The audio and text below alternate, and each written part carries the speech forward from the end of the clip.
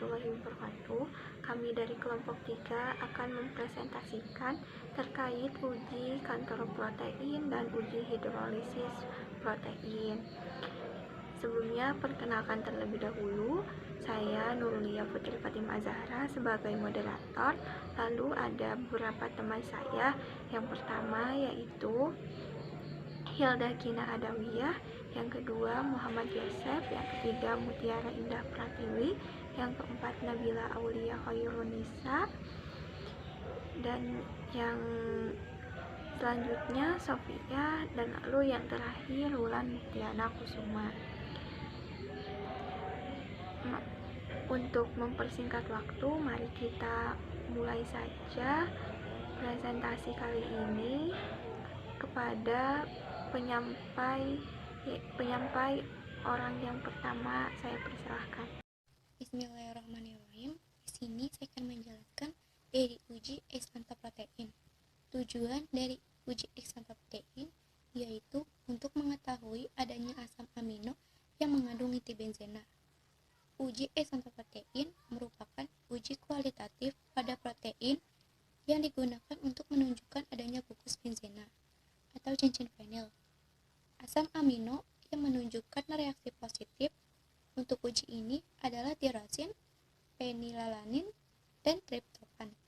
Reaksi positif adanya uji ex ante protein adalah munculnya gumpalan atau cincin warna kuning. Pada uji ini digunakan larutan HNO3 yang berfungsi untuk memecah protein menjadi gugus benzena.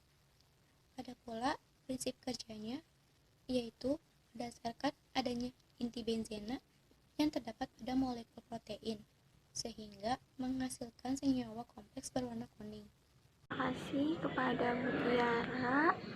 Selanjutnya akan disampaikan oleh Sofia. Untuk selanjutnya, alat dan bahan yang diperlukan pada uji coba santo protein ini adalah tabung reaksi, pipet tetes, dan penangas air.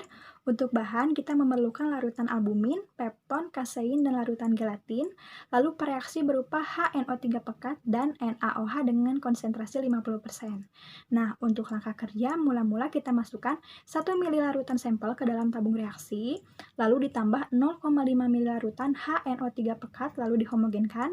Setelah terhomogenkan, kita panaskan selama 10-15 menit. Setelah selesai, kita angkat lalu didiamkan hingga suhu itu menurun. Setelah menurun, kita tetesi sampel dengan 1 ml larutan NaOH 50%. Nah, tahap terakhir kita amati perubahan warna sebelum dan sesudah larutan dipanaskan. Selanjutnya akan dilanjutkan oleh Hilda. Di sini saya akan menjelaskan hasil dan pembahasan dari uji santro protein. Dapat kita lihat pada tabel di PPT, sampel larutan albumin berwarna kuning atau jingga dan hasilnya positif. Kemudian larutan peptin 2% berwarna kuning atau jingga, hasilnya positif. Dan larutan kaesin 2% berwarna kuning atau jingga, hasilnya positif. Dan pada sampel terakhir juga larutan gelatin 2% warnanya kuning atau jingga, hasilnya positif.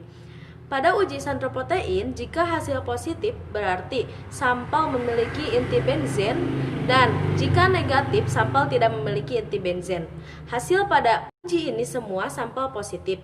Ini semua bisa terjadi karena uji santro protein digunakan untuk menunjukkan adanya asam amino tirosin, fenilanin, dan triptofan dalam protein.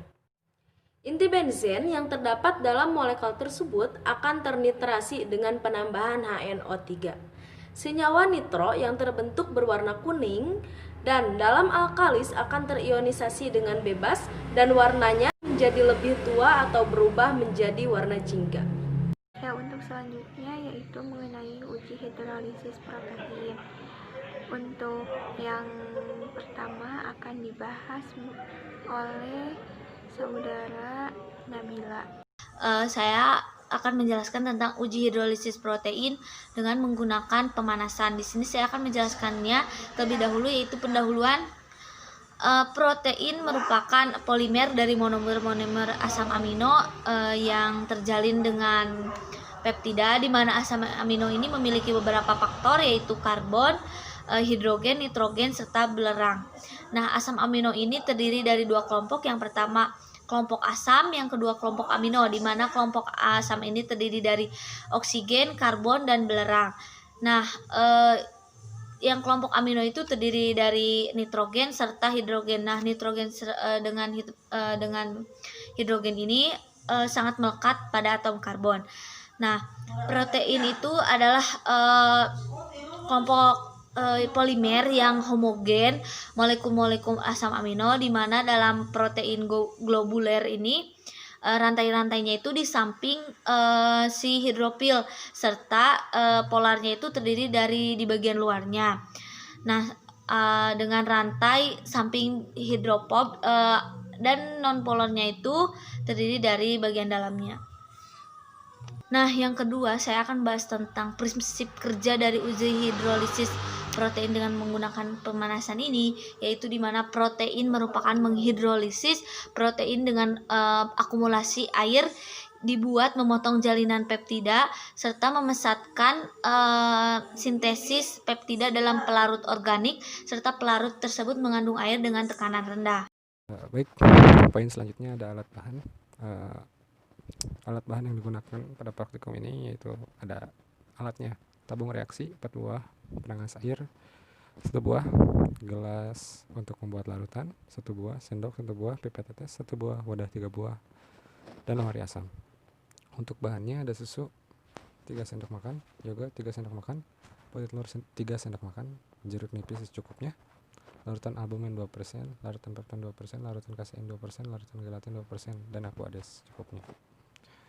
Poin selanjutnya ada cara kerja, yaitu pertama dimasukkan ke dalam tabung reaksi 2 ml larutan sampel. Kemudian masukkan ke penangas air mendidih selama 10-15 menit. Perhatikan apakah ada endapan atau kekorohan yang terjadi pada sampel. Pada kesempatan kali ini saya akan memaparkan mengenai hasil dan pembahasan dari praktikum uji denaturasi protein oleh pemanasan.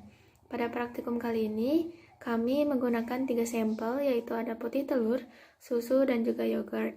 Nah, di sini terdapat tabelnya di mana tercantum juga pencatatan waktunya dalam membentuk gumpalan. Dari hasil pengamatan yang telah dilakukan, bahwa semua larutan sampel menunjukkan hasil positif. Adanya kandungan protein pada sampel ini ditunjukkan dengan adanya endapan. Dari hasil pengamatan yang telah dilakukan, bahwa semua larutan sampel menunjukkan hasil positif. Adanya kandungan protein pada sampel ini ditunjukkan dengan adanya endapan setelah sampel dipanaskan. Pemanasan yang dilakukan ini bertujuan untuk mendenaturasi atau koagulasi protein sehingga tidak larut dan terbentuk endapan. Molekul protein ini berubah karena adanya pengaruh suhu. Koagulasi terjadi setelah asam amino berada di titik isoelektrik. Semakin mendekati titik isoelektrik, maka endapan ini akan semakin banyak karena sisi positif dan negatifnya sama sehingga ketika bertemu akan mengendap. Adapun suhu terjadinya denaturasi protein ini berbeda untuk setiap jenis protein yang berbeda pula. Oleh karena itu, dalam uji ini terdapat perbedaan waktu pembentukan gumpalan atau buih pada sampel yang digunakan. Nah, mekanisme denaturasi ini yaitu rantai-rantai peptida yang berbentuk protein ini dihubungkan dengan gaya-gaya yang lemah, di mana pada saat terjadi pemanasan maka gaya-gaya yang lemah seperti ikatan hidrogen, ikatan ionik, serta interaksi hidrofobik dapat dihilangkan. Rantai-rantai peptida yang awalnya tergulung atau terlipat ini ketika terjadi pemanasan dapat membentangkan diri.